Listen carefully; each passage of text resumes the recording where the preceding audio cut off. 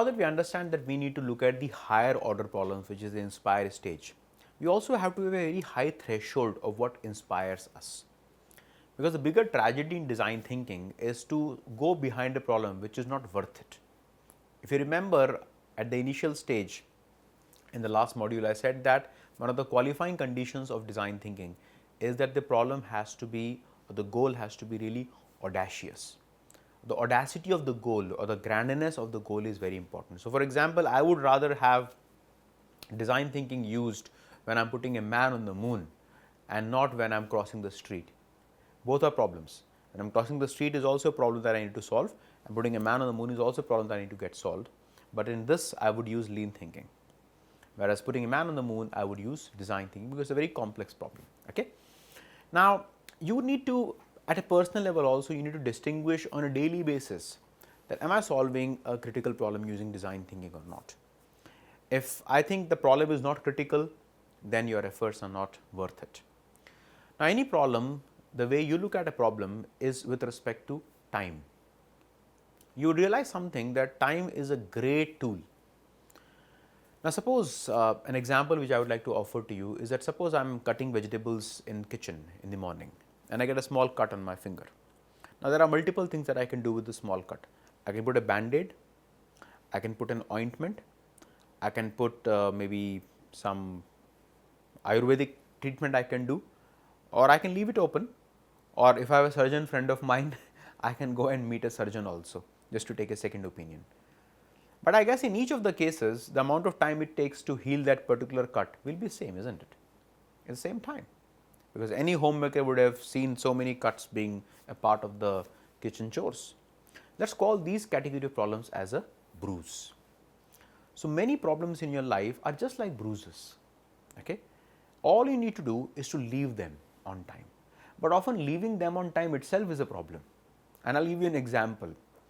As teens, we often have the pimple problem. Have you seen? Pimples come up on the face. Now, one of the best ways to treat the pimple is to leave them alone. But as a youngster, can you leave them alone? You can't leave them alone. You just can't leave them alone. You have to mend with it. So, often what happens is we try to make problems complex by trying to solve them, knowing very well that if I just leave this problem on time, it will solve by itself or it will become irrelevant after some amount of time. So, these are kind of bruise problems. However, there is a second category of problems which if you leave them with time, they become much more sinister. They aggravate themselves, and let us call these problems as cancer. For instance, your habit of watching Instagram videos or reels or what have you before bed. Now, you may argue to yourself that I am just spending 30 minutes, what is the big deal in that? But if you do not put a rest on that 30 minutes, what might happen is that that habit might soon become cancerous. Because in your office also, at your serious level work also, you may be infested with the same habit. Thus 30 minutes might become 1 hour, who knows that? The quality of your sleep will go down, the quality of your waking life will go down, your work will suffer, your reputation will suffer, relationship will go for a toss, and it might have a spillover effect on everything around you. That is cancerous. So, both cancer and bruise have the same starting point, but the ending is completely different. The critical thing is to know what is cancer and what is bruise. If you look at your life historically also, I would say that no more than 20% of all the problems in your life are cancerous. 80% of all the problems are bruises. Just leave them on time, which means you need to learn to ignore them. It's okay. Like relationships. Many times your friend comes to you saying that I don't want to talk to you, just leave me alone. But can you leave your friend alone? You can't leave your friend alone. You have to really get into the affair, saying that no, tell me what happened, tell me. And in that tell me business, you might end up spoiling the things further. Has it happened to you? It happens a lot in relationships. It happens a lot at work, happens a lot at campuses, and in almost all realms of life. So, a good strategy is to only focus on things which are cancerous. Okay? So, design thinking is only about looking at things which are cancerous. And how do you know something is cancer or a bruise? The trick here is to look at the problem from a distance. Now, suppose this is a problem. Okay, this slight changer, imagine this is a problem. If I look at the same problem from close quarters, it would look big, but if I look at the same problem from a distance, it will look small. So, the way to look at a problem is to create a space between you and the problem. Take a step back and create a space between you and the problem. And what space? Physical space, temporal means time space, and emotional space. Just detach yourself, because you would realize something which I am also realizing as I am gaining age, is that things are only as big as you make them. If you make them big, they become big. If you keep them small, they are small. Inherently, no problem in the world has any value. Value is what you associate with the problem. Now, problem is only as big as you make it. Now, let us look at the example of the recently held Coldplay concert in India. Now, January 2025, we had the Coldplay band playing out in Ahmedabad, and allegedly some of the tickets went for as high as 3 lakh rupees. Now, somebody who is willing to pay 3 lakh rupees for a Coldplay concert has made an absolute once in a lifetime importance of this particular event. Am I right? And for many others, in fact, for several Indians, several millions of Indians, it didn't even happen.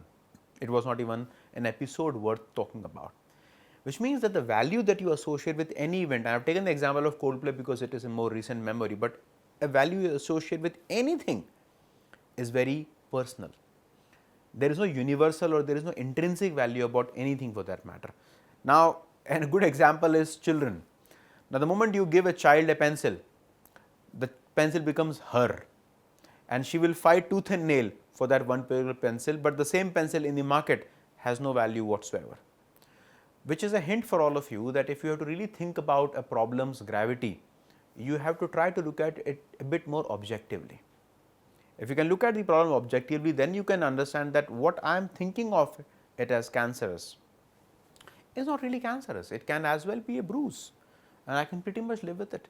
So, Coldplay was an example where to an average Indian, it was not a very important event, but for a certain category of people, especially the youngsters who really wanted to be in the thick of the things because of the fear of missing out, the FOMO, they went head over shoulders to get on to this particular event, buying tickets in black, trying to really flood the social media with the fact that they have been there, even if many times they were not being there, but it just went by. Same happens to a problem. So, by creating a physical, emotional and temporal, which is time distance between you and the problem, you will be able to look at the problem much more objectively, and suddenly you will realize something very interesting, that what I am thinking of is not so big. It is okay. It is absolutely okay. I can live with it, because the biggest lesson COVID taught us is this, and many people haven't learned the lesson also till date. The biggest lesson COVID taught us is life goes on with you or without you. We had so many of the people who had a very false sense of self-importance, that I am the center of the universe. If I do, then only things work. If I am not around, things collapse, but nothing happened. Today, when you are watching this video and I am recording this video, we have almost forgotten that we have something called COVID, isn't it? When the masks are not there, people are not using sanitizers, the public transport is back to its full throttle, we have forgotten any trace of COVID is evaporated. But we had COVID, remember that. And even COVID now looks like a bruise, which looked like a cancer. So, with time, everything becomes a bruise. The only thing we need to be careful about is that you should not get wound up into trying to fight pity battles. It's not worth it. Increase your threshold of engagement. Focus on only those activities, only those problems, only those concerns which are worth it. Otherwise, leave them on time. Time will take care, and that is what we say, time is a great healer. Another way of looking at the same problem is 2 levels above your pay grade. Whenever you encounter a problem, try to understand that if I was replaced with my boss's boss 2 levels above me, how would he or she look at the same problem? Would he or she be grappling with the problem, or would he or she say that it is not really worth it? So, by looking at a slightly higher level, you will be able to look at the same problem more objectively, because what happens many times is that you are paid to solve a problem, and because you are to justify your salary, you end up solving the problem. Even if you know that inherently the problem is not worth it. But so you to justify your day job, justify the salary that you've been paid, you end up getting your hands dirty in the problem. It's absolutely okay. Take a step back. If the boss's boss don't bother about the problem, the two choices you have is to make the boss's boss bother or look at some other problem.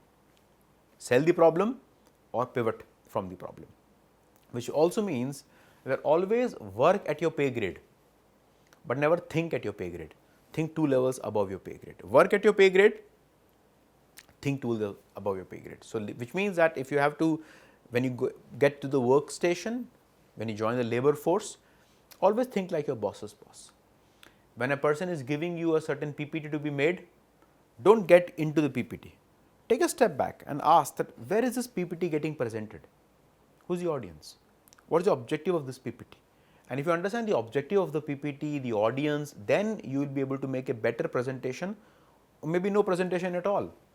Maybe you can give a story. But many people don't ask the question why. They just get their sleeves rolled and they get into the action. So, going forward, be a man of contemplation and not just a man of action. I hope this way of looking at the problem with respect to a bruise and a cancer is vital to you. Equally important is for you to understand that when we are trying to empathize, we have to look at solving the problem from a complex perspective. And the good analogy which I would like to offer to you is again a doctor. A doctor patient is my favorite analogy because all of us have been through their experience and we can relate to it very, very clearly. Now again, when you go to the doctor, you go to the doctor with a problem or a symptom? Symptoms, right? You say that I am having a headache, I am having a stomach ache, I am not able to sleep at night, I have lost my appetite and what have you. Now, some of the doctors can immediately give a solution to you. Now, imagine you are talking to the doctor and doctor is busy like this, writing the prescriptions. How do you feel? You don't feel good about that doctor, isn't it? The doctor is not listening to you, but doctor is giving a solution to you. And that solutioning is called as a quick fix. What's a quick fix?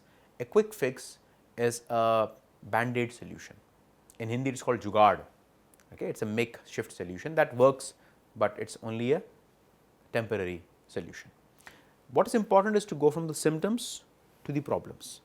So, symptoms are headache, fever and all of that. Problem is viral. I understood the problem. But don't stop at the problem. You can go even one level further down the problem, which is called as a root causes.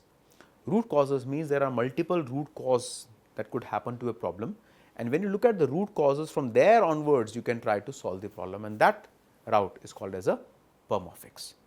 So, you have two types of problem solving techniques, quick fix and perma-fix. In quick fix, you straight away go from symptom to solution. Do we need quick fix? Yes, we need quick fix. But do we need perma-fix? We need perma-fix also. In a perma-fix, if you think that the symptom is repetitive, then you actually diagnose the symptom, understand the problem, root cause and come up with a solution. And what is design thinking, my friends? Is design thinking quick fix or perma-fix? I guess design thinking is perma-fix. So, once again you understand that I need to solve a problem which has a very high frequency and a very high impact. If I am solving a problem which does not have high impact and or does not have a high frequency, it does not warrant design thinking. Design thinking is required only when you are trying to solve a very cancerous complex problem, and as I meet you again, we talk about how exactly we need to empathize with the customers and then define the problem more sharply. Till that time, thank you so much.